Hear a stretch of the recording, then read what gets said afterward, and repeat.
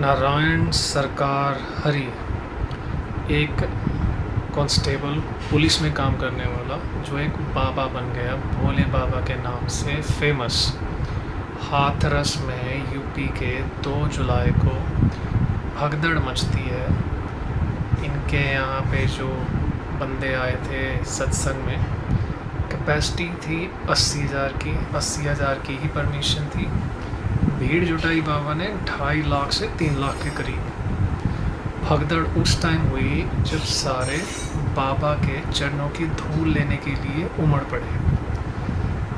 कैसे हमारे देश में ऐसे बहुत से ढोंगी बाबा हैं, बाबा पखंडी जो भी आप कह लें, कई लोगों को ये चुभेगी, चुभता रहे।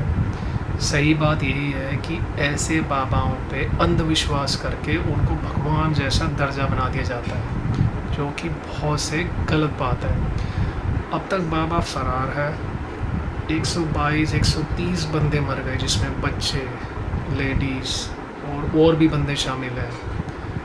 आप सोच के देखिए, भगदड़, पिस के मरना, पैरों के नीचे रोनते हुए मरे जाना, और बाबा वहाँ से उसी टाइम फरार हो गया।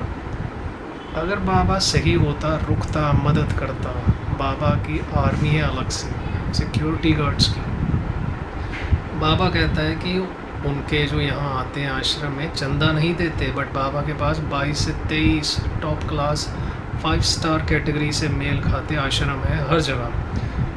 बाबा की पकड़ कम पढ़े लिखे जो ग्रामीण हैं, गांव के लोग हैं, उन पे ज़्यादा है।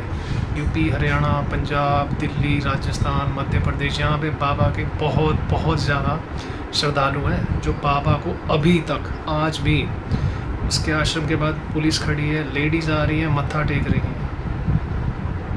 इससे अंधविश्वास ही कहेंगे, क्योंकि एक तरफ बाबा कह रहे हैं कि वो बाकियों का सर्वनाश कर देंगे, जो भी गलत धारणा है विनाश कर देंगे, बाबा को अपना प्रयोग, अपनी पकड़ बनाने के लिए। तो स्टैम्पेड के बाद वो लोग आश्रम क्यों नहीं गए, हॉस्पिटल की तरफ क्यों भागे, डॉक्टरों की मदद क्यों मांग रहे हैं? नंबर 2, बाबा अगर इतना ही अंतर्यामी था तो बाबा को पहले नहीं पता था स्टैम्पेड होने वाली है, भगदड़ होने वाली है। हमारे देश में यही तो एक ड्रॉबैक है। यहाँ जो कम पढ़े लिखे हैं, जो गरीब हैं, जो बिल्कुल साफ़ हैं, इनोसेंट हैं, उनको बरगलाना बहुत आसान है। ऐसे लोग जो कि कलंक हैं, उससे भी गए गुजरे। बाबा के जो शिष्य आते हैं, जो बंदे आते हैं आश्रम में, वो गरीब बेचारे simple true heart, gold heart लेके आते हैं। इन रिटर्न बाबा के पास अपार संपत्ति है, 100-200 करोड़ की संपत्ति है। रुतबा अलग है बाबा का। रुतबा इतना है कि वोट बैंक की राजनीति शुरू हो गई है। एसआईटी गठित हुई, बाबा का नाम नहीं है। एसआईटी कह रही है बाबा के जो ऑर्गेनाइजर्स थे उनको पकड़ लिया। बाबा जो मेन लीड था अभी तक फरार है, इतने दिन हो गए हैं, टुडे इज़ 9th। सेकंड, हमारे देश का कानून एक मजाक बना दिया ऐसे ढोंगी पाखंडी बाबाओं ने। स्टैम्पेड हो जाती है, तब फरार हो जाते हैं, बाद में कुछ दिन बाद आते हैं कि बहुत दुख हुआ, ये हुआ, वो हुआ, अभी भी फरार है। एक इसका क्लिप आया था कुछ दिन बाद, जिसे दुख जता रहा था। इसका वकील सामने आया जो बड़ी बड़ी बातें करता है कि देयर सम कॉन्स्पिरेसी, कि बाहर के कुछ लोग आए, उन्होंने स्टैम्पेड क्रिएट करी, ऐसा प्रेशर क्रिएट करा जिससे स्टैम्पेड हुई। अभी भी कुछ नहीं पता चल रहा। कोई नेता, सत्ता, विपक्ष, एमपी, एमएलए कुछ कहने को तैयार नहीं, क्योंकि वोट बैंक, यही तो गंदी राजनीति है हमारे देश में। ऐसे ढोंगी बाबाओं को बचाने के लिए किस वजह से?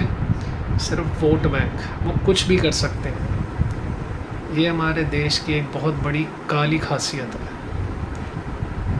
लेट्स सी, होप की जस्टिस मिले, जल्द मिले, एसआईटी एक कॉन्क्रीट डिसीजन पे आए। जो दोषी हैं बाबा को भी एफआईआर में होना चाहिए। सबकी डिमांड यही है, अंधविश्वास दूर होना चाहिए। भक्ति अपनी जगह है, बट किसी को तुम भगवान का दर्जा नहीं दे सकते अंधविश्वास के चलते।